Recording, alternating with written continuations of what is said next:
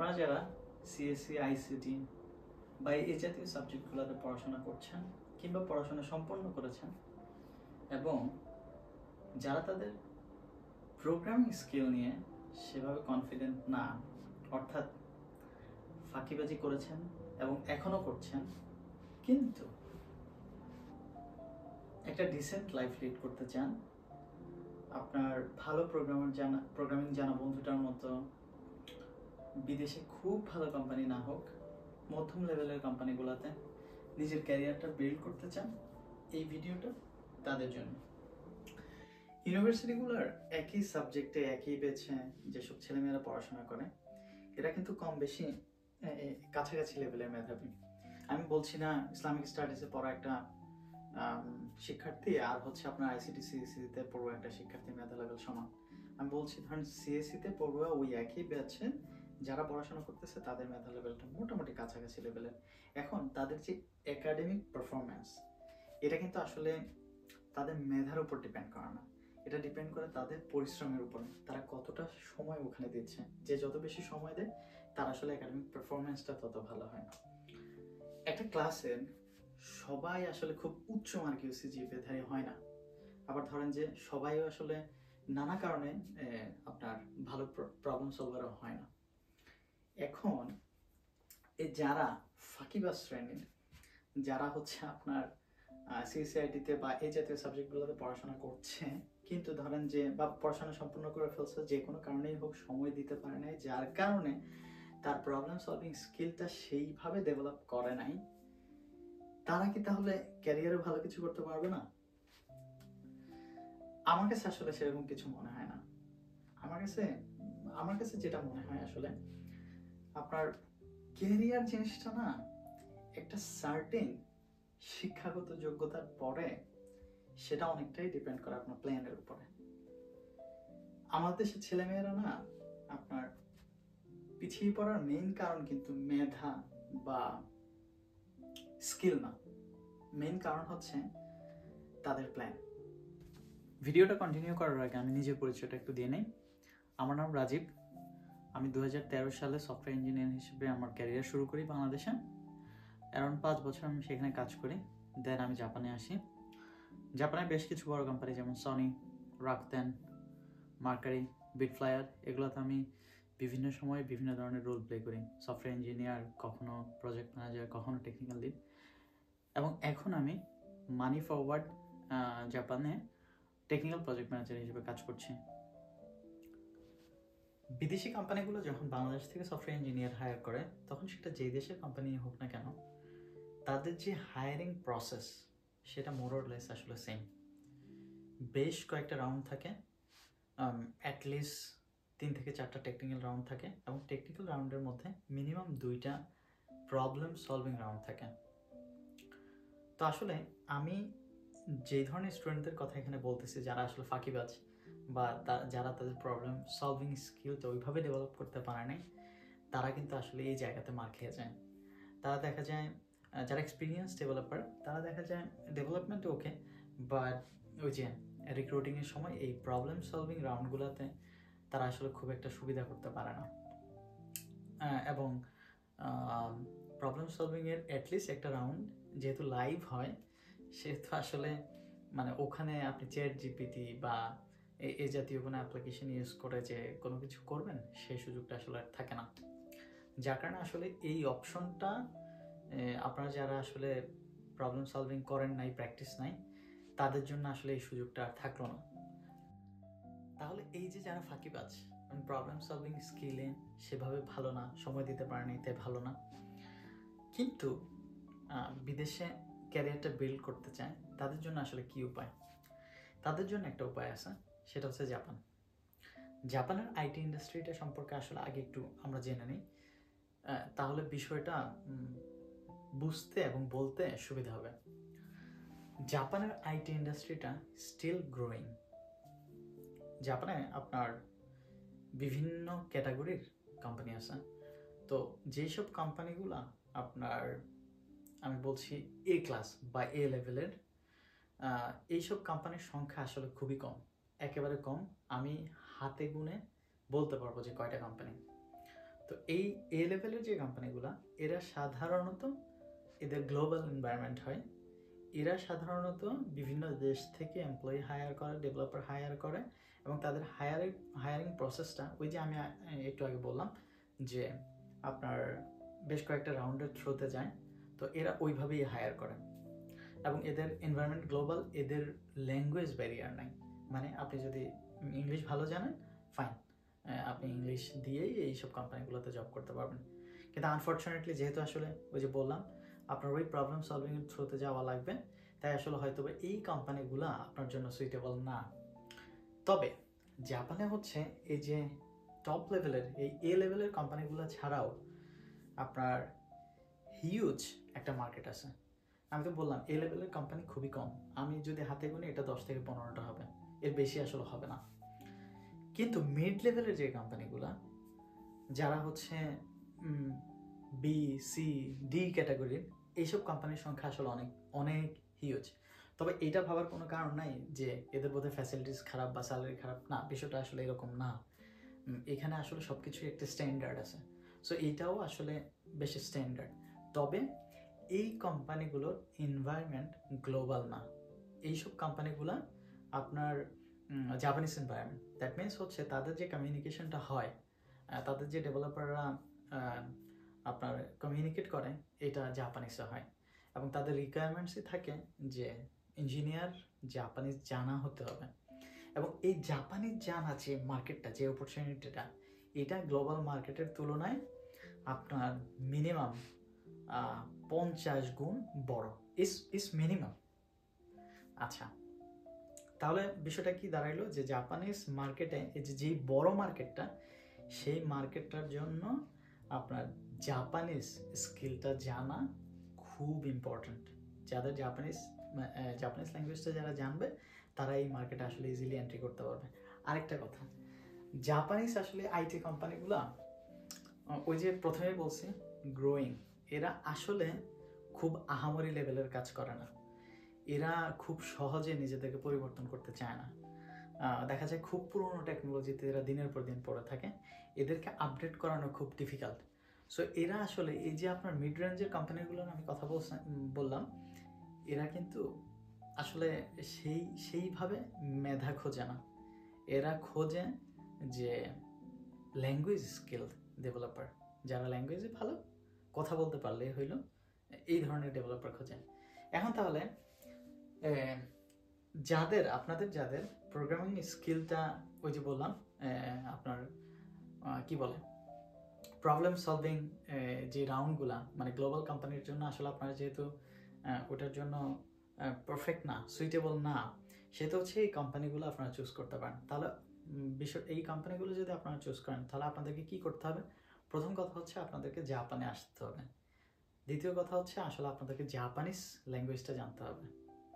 যদি আপনারা এই জাপানিজ ল্যাঙ্গুয়েজটা জানেন এবং এখানে আসেন, তাহলে হচ্ছে আপনারা আসলে ইজিলি জবটা পেতে পারেন। তাইলে এখন হচ্ছে যে কি ধরনের ভিসা আসতে পারি, যেহেতু আসলে আমি বলছি যে এই কোম্পানিগুলো কিন্তু গ্লোবালি হায়ার করে না, সাধারণত হায়ার করে না, এরা সাধারণত ইঞ্জিনিয়ার খোঁজে ইনসাইড জাপান, ভিতর থেকেই খোঁজে, জাপানে যারা আছে তাদের থেকেই খোঁজে, যাদের জাপানিজ স্কিল আছে সেখান থেকে ওরা রিক্রুট করে নেয়। তাহলে আপনি কিভাবে হচ্ছে এই কোম্পানিগুলোতে আসলে এন্ট্রি করতে পারেন? তার মানে কি আপনাকে আসলে জাপানে ঢুকতে হবে, প্রথমত ঢুকতে হবে, দ্বিতীয়ত হচ্ছে জাপানিজ ল্যাঙ্গুয়েজটা জানতে হবে। আচ্ছা, একটু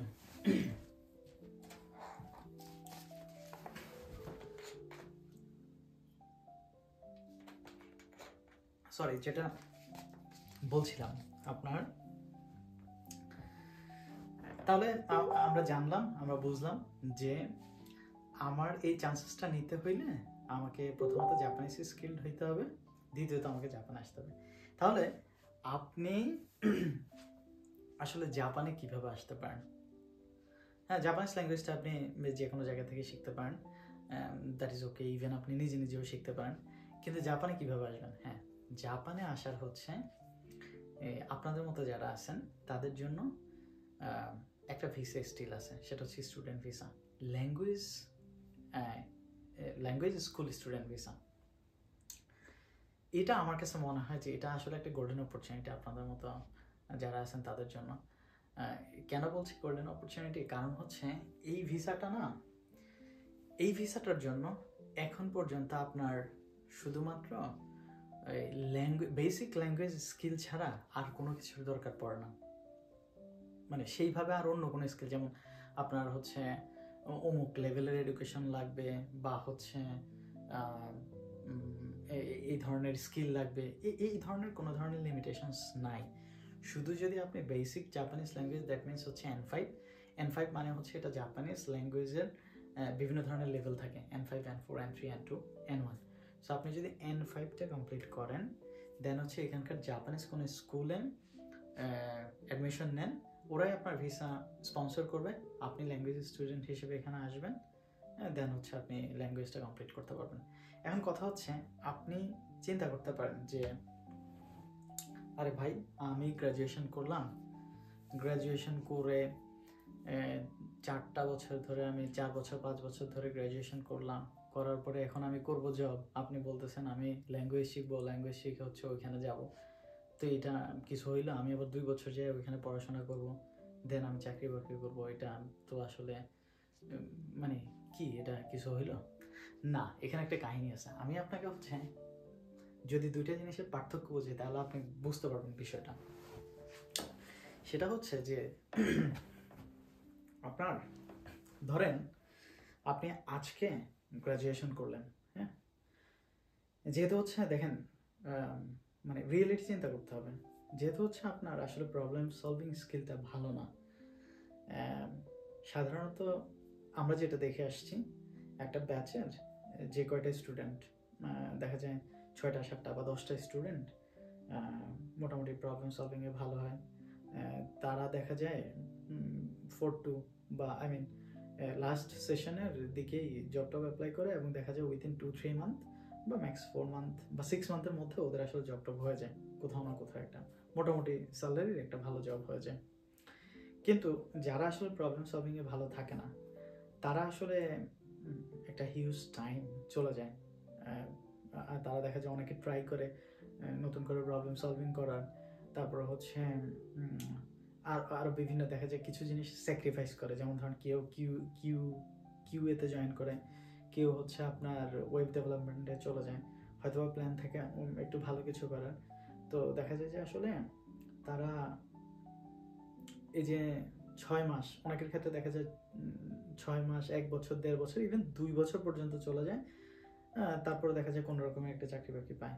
এখন দেখেন, আপনি কিন্তু একটা ভালো টাইম একটা চাকরির জন্য ওখানে ইনভেস্ট করতেছেন, তো সেই চাকরিটার থেকে আসলে আপনি যে স্যালারিটা পাচ্ছেন সেটা ম্যাক্স কত? ধরেন যে আমি ধরে নিলাম 25,000। তো এখন আমি আপনাকে জাপানের ব্যাপারটা বলি। আপনি যদি ধরেন ল্যাঙ্গুয়েজ ভিসায় আপনি জাপানে আসলেন, জাপানে আসলে আপনি যদি ওই যে আমি যেটা বললাম, আপনি যদি বেসিক N5টা ভালো করে ওখানে করে আসতে পারেন, আপনি যদি আসলে ভালো করে পড়াশোনা করেন, ফাঁকিবাজি না করেন, এখানে আসার পর আপনি প্রথম মাস থেকে এখানে পার্ট টাইম জব করতে পারবেন। আপনার 28 আওয়ার পার উইক আপনি জব করতে পারবেন, এবং আপনি এই পার্ট টাইমে আসলে যেটা আর্ন করতে পারবেন সেটা আপনার ওখানকার আর্নিংয়ের মিনিমাম 8 থেকে 9 গুণ বেশি হবে, হ্যাঁ, বা কাছাকাছি। এটা জাস্ট একটা অ্যাপ্রক্সিমেট হিসাব। আচ্ছা, প্রথম কথা হচ্ছে যে এটা আপনি কিন্তু আর্নিংটা আসলে শুরু করে ফেলতে পারতেছেন, তার মানে কি আসলে আপনার টাইম ওয়েস্ট হচ্ছে না। ওই যে আপনি যেটা বলছিলেন যে ভাই 2 বছর আমি কি টাইম ওয়েস্ট করবো, না, আপনি আসলে ওয়েস্ট করতেছেন না, তো কোনো ওয়েস্ট হচ্ছে না।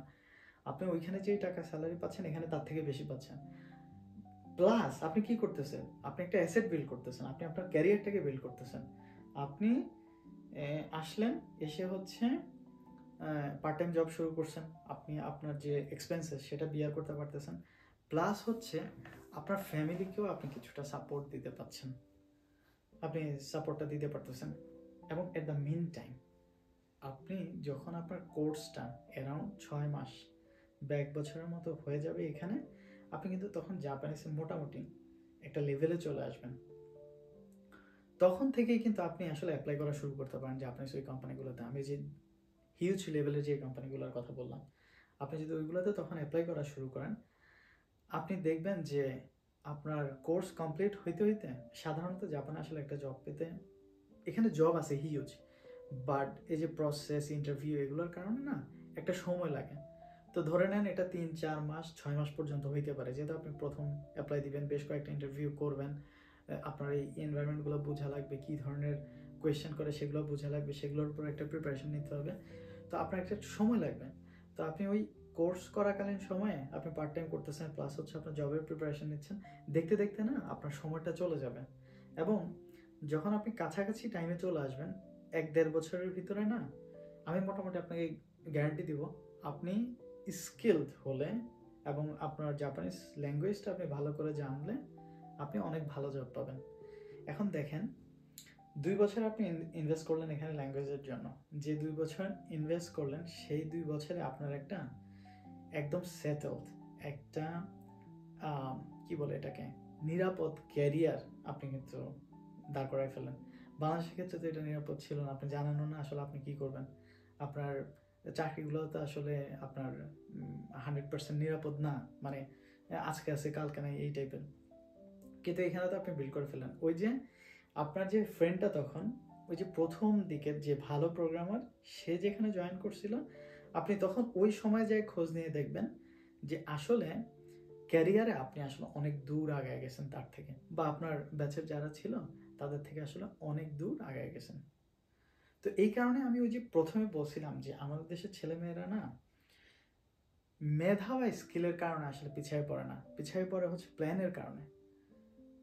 প্ল্যান আমরা যদি প্রপারলি প্ল্যান করতে পারি, আমরা ক্যারিয়ারে আসলে অনেক ভালো কিছু করতে পারবো। তাহলে এখন কিভাবে শুরু করবেন আপনার প্রস্তুতি? মূলত জাপানিজ বেসিক ল্যাঙ্গুয়েজ শেখার মধ্য দিয়ে আপনাকে শুরু করতে হবে আপনার প্রস্তুতি। জাপানিজ ল্যাঙ্গুয়েজ শেখা এবং ফাইল প্রসেসিং, ভিসা প্রসেসিংয়ের জন্য আপনারা যোগাযোগ করতে পারেন ইউমিকাতা জাপানিজ ল্যাঙ্গুয়েজ অ্যান্ড কনসালটেন্সি সেন্টারের সাথে। ইউমিকাতা মূলত একজন বিশ্ববিদ্যালয়ের শিক্ষক, যিনি জাপানে পিএইচডি করেছেন এবং জাপানে বসবাসরত এই ইন্ডাস্ট্রিতে, আইটি ইন্ডাস্ট্রিতে যারা অভিজ্ঞ এরকম প্রকৌশলীদের দ্বারা পরিচালিত। এবং এই কোর্সটা মূলত আপনাদের মতো শিক্ষার্থীদের কথা চিন্তা করে এটাকে সারা দেশব্যাপী অনলাইনের ব্যবস্থা করা হয়েছে।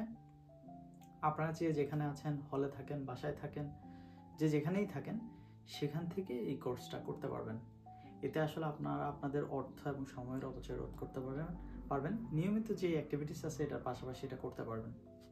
এছাড়াও আরও বিস্তারিত জানতে আপনারা আসলে যোগাযোগ করতে পারেন ইউমিকাতার আমার ডেসক্রিপশনে দেওয়া অ্যাড্রেস এবং হচ্ছে ফোন নম্বরগুলোতে। তো এটাই ছিল আসলে আজকের আমাদের ভিডিও, যে কিভাবে জাপানিজ স্টুডেন্ট ভিসার অপরচুনিটিটা ইউজ করে প্রবলেম সলভিংয়ের দুর্বল শিক্ষার্থীরা জাপানে আইটিতে একটা ভালো ক্যারিয়ার করতে পারে। তাহলে আর কি, দেরি না করে ইউমিকাতার সাথে যোগাযোগ করুন, জাপানিজ ভাষা শেখা শুরু করুন, জাপানে এসে একটা সুন্দর ক্যারিয়ার গড়ুন। এই শুভকামনায় ভালো থাকবেন। ধন্যবাদ।